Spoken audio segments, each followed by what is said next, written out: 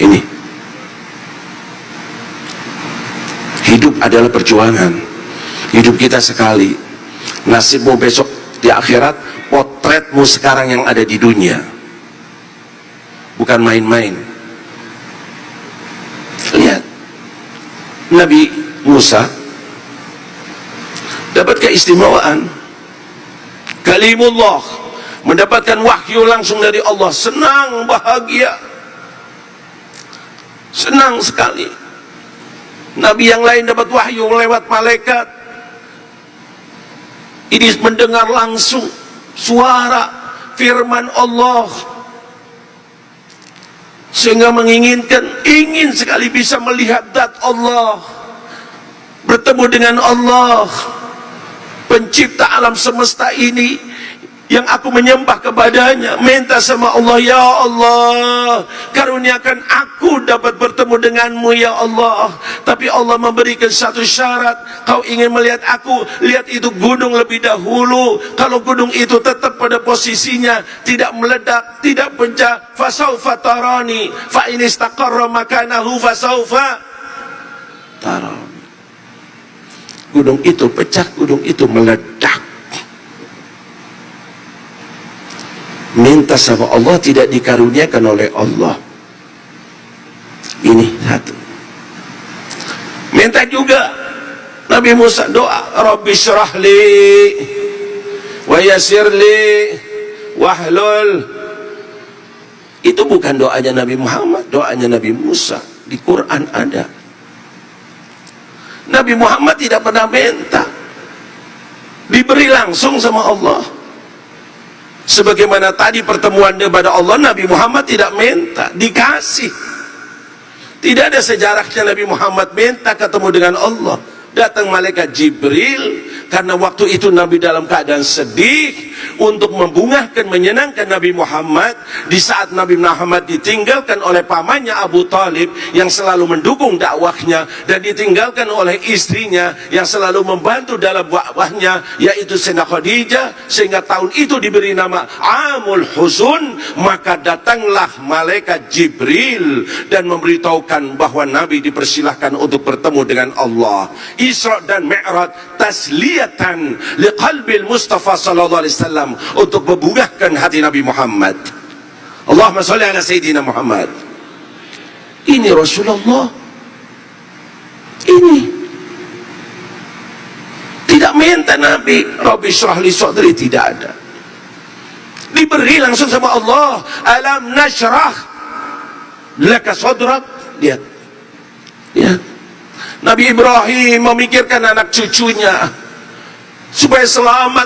Jangan ada yang keluar dari agama Islam, jangan sampai ada yang menyembah berhala, an ya'budal asnam. Jangan sampai. Nabi Muhammad tidak minta, langsung diberi oleh Allah. Innama yuridullah liyudhiba ankumur rijsa ahlal bait wa yutahhirakum tathira.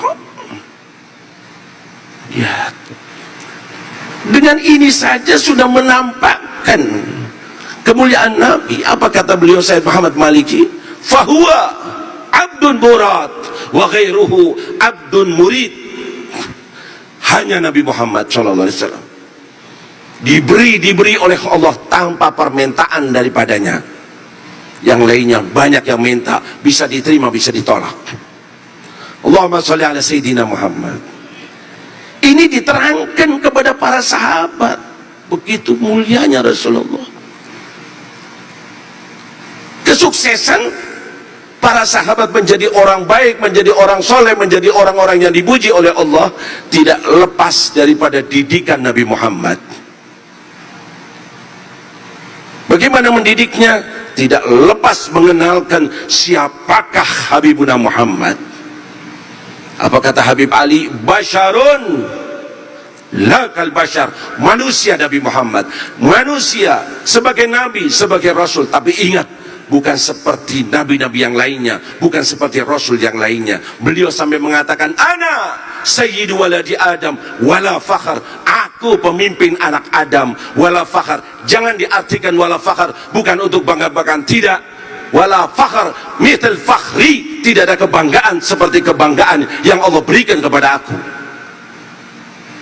Allah Allahumma sholli ala Sayyidina Muhammad. Doktrin anak didik kita semacam ini, doktrin santri kita semacam ini, maka insya Allah akan menjadi orang yang soleh seperti harapan daripada pendiriannya Sidogiri ini, pesantren Sidogiri ini. Kita krisis mencari seorang tokoh ulama, kiai, dai yang betul-betul istiqomah. Lihat, kita sudah menyaksikan di sana sini yang mabok dengan harta, dengan tahta, akhirnya mulutnya tidak bisa berbicara. Kalau sudah dijauh beli, mulut kita ada makanan, ada air, kaifa yantiqu man fi fihi ma'u, pelo, bau tegas, bau haram, bau ini, mulutnya sudah di ini. Doktrin tentang Rasulullah, bagaimana pribadi Rasulullah, perilaku Rasulullah, dakwah Rasulullah, unggul dan junjung tinggi Habibuna Muhammad. Seberapapun kau junjung Nabi, niscaya itu masih jauh daripada kedudukan Nabi. Lihat anak didik Rasulullah, bagaimana terhadap Rasulullah, hormatnya kepada Rasulullah. Di atas segala-galanya adalah Habibuna Muhammad. Tidak dikarenakan ini dan itu seperti tadi kita dengarkan. Bukan kiblatnya adalah ormasnya, partainya, keluarganya, fulan. Tidak. Habibuna Muhammad segala-galanya. Cocok dengan Nabi, aku ikuti. Berbeda dengan Nabi, aku siap melawannya. Allahumma sholli ala Sayyidina Muhammad. Siapapun orangnya, puncaknya Nabi Muhammad. Lihat sewaktu perang Badar, apa yang dilakukan oleh Sayyidina Abu Bakar terhadap anaknya. Sayyidina Abu Bakar sudah masuk Islam, anaknya belum masuk Islam. Tidak lama anaknya masuk Islam, dan anaknya mengatakan sewaktu duduk dengan ayahnya, wahai Abah, dulu di perang Badar aku banyak kesempatan untuk membunuh Abah, tapi aku tidak mau bunuh Abah. Banyak kesempatan aku untuk bunuh Abah, tapi aku tidak mau. Apa jawabnya ayahnya Sayyidina Abu Bakar?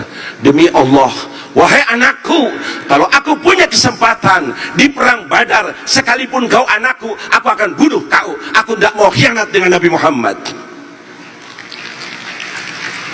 Allahumma sholli ala Sayyidina Muhammad.